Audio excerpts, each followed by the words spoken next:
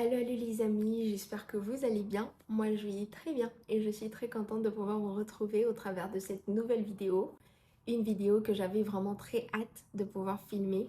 Pourquoi?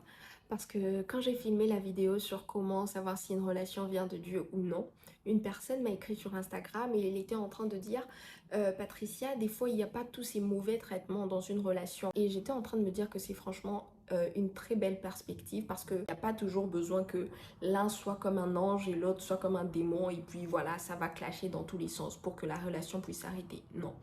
Des fois, vous pouvez être deux bonnes personnes, mais c'est juste que ça ne fonctionne pas pour différentes raisons. Et quand j'étais au fait en train de dire ça à la personne, ça m'a fait penser à toutes les personnes qui se disent, moi je suis sûre d'avoir trouvé la bonne personne, mais c'était au mauvais moment. Et voilà, ça c'est une pensée franchement que je voulais vous partager parce que je vais vous rendre la vidéo très courte. La bonne personne au mauvais moment, c'est la mauvaise personne. Maintenant, si vous voulez avoir plus de détails, asseyez-vous, on va faire cette vidéo ensemble. Donc vous allez suivre et me laisser savoir en commentaire ce que vous pensez. J'ai trouvé la bonne personne au mauvais moment. C'est franchement un raisonnement qu'il ne faut pas entretenir. Pourquoi est-ce qu'il ne faut pas l'entretenir? Parce que ça vous pousse à avoir des forteresses et ça vous pousse à entretenir des liens d'âme. Attendez. Je sais, c'est des gros mots là, mais je vais vous expliquer. Les liens d'âme, c'est tout simplement un attachement au niveau de l'âme que vous avez avec quelqu'un. Une forteresse, c'est un système de pensée qui vous pousse à désobéir à la parole de Dieu. La parole de Dieu dit qu'il faut oublier ce qui est en arrière et courir vers l'avant. Donc la parole de Dieu vous dit, basically, oubliez ce qu'il y a dans votre passé et courez vers ce qu'il y a dans votre présent ou courez vers votre avenir. Et à chaque fois qu'il y a au fait quelque chose qui te pousse à ne pas vivre dans le présent ou à ne pas vivre en ayant ton avenir en vision, mais quelque chose qui te pousse à vivre toujours dans le passé, c'est une mauvaise chose parce que déjà tu es en train de désobéir à Dieu. Et c'est une mauvaise chose aussi, pourquoi? Parce que ça ne te permet pas de profiter de ton présent. C'est comme si tu es stagné, tu es comme en pause, tu es en stand-by à cause de quelque chose qui s'est passé dans ton passé. Le risque, c'est quoi? Le risque, c'est déjà de pouvoir vivre dans la culpabilité, parce que souvent quand on se dit ça, c'est parce qu'on se dit, ah, peut-être que j'étais pas assez mature ou l'autre personne n'était pas mature. Si seulement je n'avais pas fait ça ou l'autre personne n'avait pas fait ça, on n'en serait pas là, on serait toujours ensemble, blablabla, blablabla, d'accord? Donc, des fois, c'est ces raisonnements-là qui vont vous pousser à dire, ah, c'était vraiment une magnifique histoire, c'est juste que c'était le mauvais timing. Deuxième risque de se dire, j'ai trouvé la bonne personne au mauvais moment, c'est le fait de ne pas tout simplement pouvoir profiter des relations présentes, dans le sens où tu peux peut-être avoir une très bonne relation, genre il y a quelqu'un de bien avec qui tu es en train de parler ou peut-être que vous êtes déjà en relation, mais c'est comme si dans ton cœur, il y a toujours comme ce blocage qui se dit, ah, c'est vrai que ça, ce que j'ai en ce moment, c'est bien, mais qui me dit que ça n'aurait pas été mieux avec ce qu'il y a, ce que j'ai eu dans le passé. Il faut savoir que peu importe ce qui s'est passé dans votre passé, Dieu travaille avec le présent. Dieu travaille avec ce qui est, pas ce qui était. C'est avec ce que vous avez aujourd'hui que Dieu va travailler. Ça, c'est important de le savoir parce que ça va vous mettre dans une perspective de peu importe ce que j'ai perdu, c'est pas comme si j'ai perdu quelque chose d'irrécupérable. C'est pas comme si j'ai perdu c'est pas comme si je suis arrivée à un point de non-retour. Ça vous met dans une perspective de peu importe où je suis, Dieu peut me récupérer. Peu importe où je suis, Dieu peut me réparer. Peu importe où je suis, Dieu peut faire quelque chose de nouveau et quelque chose de beau avec ce que j'ai aujourd'hui. Ça te met dans une perspective où tu comprends que il n'y a rien que tu as perdu dans ton passé qui est capable de bloquer ton présent ou même ton avenir. Et ça, c'est bon pour ton avenir émotionnel ou même ton avenir amoureux parce que tu vas savoir que peu importe ce qui a été dans le passé, Dieu est capable de faire une œuvre nouvelle dans ta vie aujourd'hui. Et tant que tu es en train de te dire, oh, j'ai trouvé la bonne personne, mais c'était le mauvais moment, c'est comme si tu continues d'entretenir l'amour que tu as eu envers cette personne. C'est juste que tu te dis, ah, c'est juste que c'était pas au bon moment, mais sinon moi j'aime la personne. Ou encore j'ai des sentiments pour la personne. Ou encore si la personne revient aujourd'hui, je suis sûre que je vais dire oui. Ça, c'est quelque chose de toxique pour tes relations amoureuses. C'est toxique. Est-ce que vous avez déjà vu des relations où tu es en couple, mais si l'ex de l'autre revient, votre relation est finie? T'as déjà vu des choses comme ça? Au fait, ça vient d'où? Ça vient du fait que il y a eu un lien qui n'a pas été coupé avec ton passé. C'est comme si la relation est finie, mais dans ton cœur, la relation n'est pas finie. Ce qui fait que vu que ce n'est pas fini dans ton cœur, tu continues d'entretenir, ce qui fait que tout ce que tu entretiens peut possiblement croître, peut possiblement refaire surface. Ça te met en danger, ça met en danger tes relations parce que tu es en train de vivre dans le passé. Patricia, on a compris. Patricia, c'est bien tout ça. Je pense que je comprends ce que tu dis. C'est quoi la solution? Qu'est-ce que je peux faire au moment où j'en suis?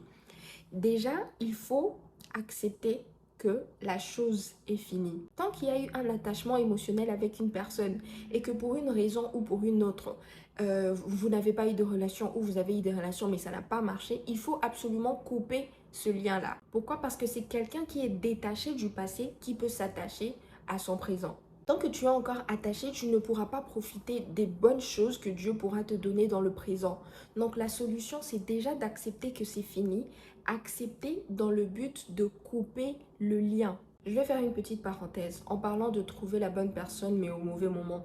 Imaginez qu'un père de famille veuille offrir une voiture à un de ses enfants. Sauf qu'il donne la voiture à son enfant de 5 ans. D'accord? Il dit, oh voici une Range Rover, je te la donne, va la conduire. Tout le monde va se dire, mais c'est un père irresponsable. L'enfant, il est encore trop jeune. Il ne devrait pas avoir ce cadeau-là ou alors il ne devrait pas conduire cette voiture. Pourtant, si le père de famille donne cette même voiture à ce même enfant, mais quand l'enfant a 18 ans, voilà, tout le monde est content, limite pour l'enfant. Pourquoi? Parce qu'on se dit que l'enfant est capable de gérer ce cadeau-là. C'est un cadeau, un bon cadeau qui a été fait. Mais ça a été fait au mauvais moment parce que l'enfant avait 5 ans, ce qui a fait que le cadeau-là, c'était un mauvais cadeau pour cet enfant de 5 ans.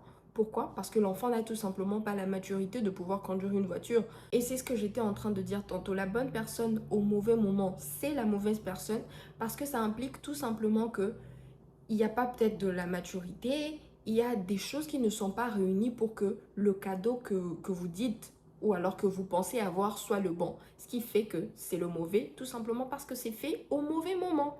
Quand vous avez accepté que c'est passé, vous avez accepté que ça n'a pas marché, il va falloir maintenant couper le lien comme j'étais en train de dire. Et comment est-ce qu'on coupe ce lien?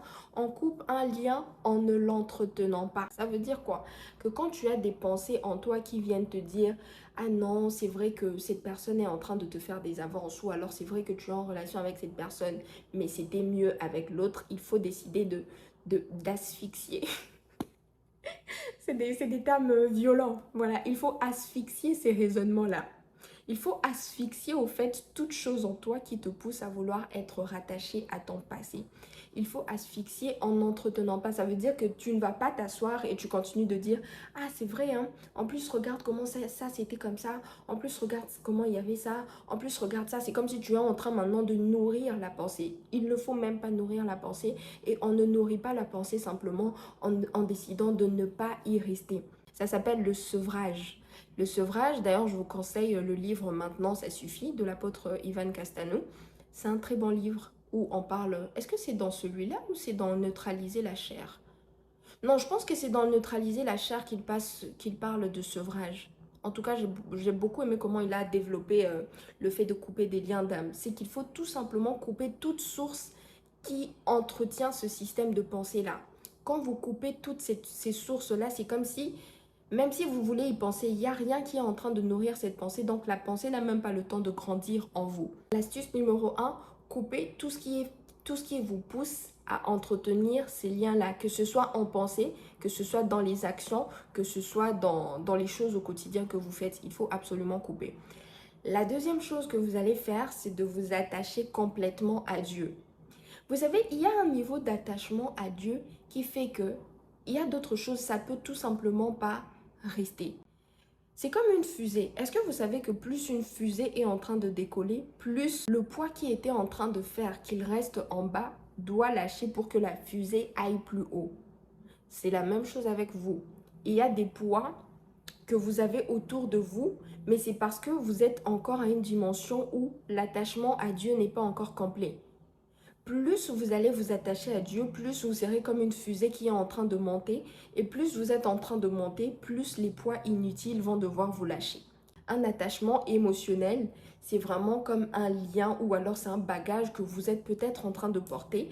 Mais plus vous allez vous attacher à Dieu, plus vous allez recommander vos sentiments, vos émotions à Dieu, plus vous allez recommander votre cœur à Dieu, plus vous serez comme en train de monter et plus les attachements là qui ne sont pas censés être dans votre présent vont vous lâcher. Donc la solution c'est soyez proche de Dieu, soyez amis de Dieu, aimez Dieu. D'ailleurs, est-ce que vous savez que la parole de Dieu nous dit d'aimer Dieu de toute notre âme, l'âme, nos émotions, nos sentiments. Tout ça là, ça doit aimer Dieu, ça doit être tourné vers Dieu. Ça, c'est quelque chose qui va vous aider. Donc, pendant que vous êtes là, je ne sais pas si vous êtes célibataire ou que vous êtes en couple, il faut travailler votre attachement à Dieu. Attachez-vous tellement à Dieu que tout ce que Dieu n'a pas planté dans votre vie, c'est comme si c'est en train d'être arraché. Tout sentiment qui n'est pas censé vous accompagner, ça ne va pas vous accompagner dans le présent. Pourquoi? Parce que votre attachement à Dieu est en train de primer dans votre vie, ce qui fait que c'est comme s'il y a un nettoyage qui est en train de se faire. J'aime beaucoup comment le Pépé, l'apôtre Ivan, dit. Il dit souvent, ne cherche pas la délivrance, cherche le Dieu de la délivrance. Et dans ton cas, ça va s'appliquer comment? Ne cherche pas juste à sortir de ce Dieu, de ce lien émotionnel. Cherche le Dieu qui te sort des liens émotionnels. Il y a une différence entre chercher une chose et chercher le propriétaire de la chose. Parce qu'une fois que tu as accès au propriétaire de la chose, tu as la chose et tu as bien plus que la chose. Alors que si tu es juste en train de chercher la chose, une fois que tu la trouves, tu lâches. Or, dans les trucs ici, surtout quand ça concerne l'âme, il n'y a pas juste un problème. Il y a tellement de choses qui peuvent se passer dans ton âme que tu as besoin d'être en contact constant avec ton Créateur. Tu as besoin de Dieu pour respirer. C'est comme ton oxygène. C'est tout ce que je peux dire. Dieu, c'est l'oxygène. Tu vois, quand tu es dans ton corps humain et que tu ne respires pas, tu meurs. De la même façon que ton esprit. Quand ton esprit n'est pas en contact avec Dieu, c'est la mort. Tout simplement. Et tu n'as pas envie de mourir. Donc, entretiens ta communion avec Dieu. Entretiens l'amour que tu as pour Dieu. Surtout dans les temps ici. Pardon. Entretenez votre communion avec Dieu. C'est ça la deuxième astuce que je te donnerai. Dieu, c'est celui qui est capable de guérir ton cœur. Parce que chaque fois qu'une relation ne marche pas, il faut traiter ça vraiment comme un échec. Et c'est Dieu qui guérit des échecs du passé. Donc, c'est Dieu qui est capable de guérir ton cœur, c'est Dieu qui est capable de te restaurer. Donc, il faut absolument que tu puisses vivre dans cette communion pour que tout ce qui est anormal en toi puisse revenir à la normale. Voilà un peu ce que je voulais te dire dans cette vidéo. La bonne personne au mauvais moment, c'est la mauvaise personne. Et une fois que tu comprends ça, tu comprends qu'il n'y a pas besoin d'entretenir ce qui est passé. Il faut entretenir ton présent et ce que ton présent a à t'offrir. Ça passe par couper tout lien avec le passé. Tout lien avec le passé, ça se coupe comment? En décidant déjà de ne pas entretenir le lien, que ce soit en pensée, en parole ou par nos actes. Il ne faut pas entretenir ces liens-là. Et ensuite, il faut s'attacher à un lien plus grand, soit s'attacher à Dieu.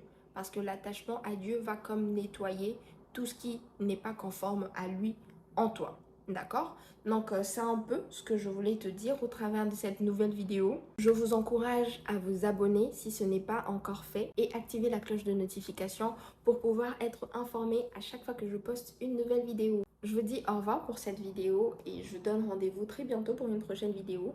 Portez-vous bien d'ici là. Que Dieu vous bénisse. Peace!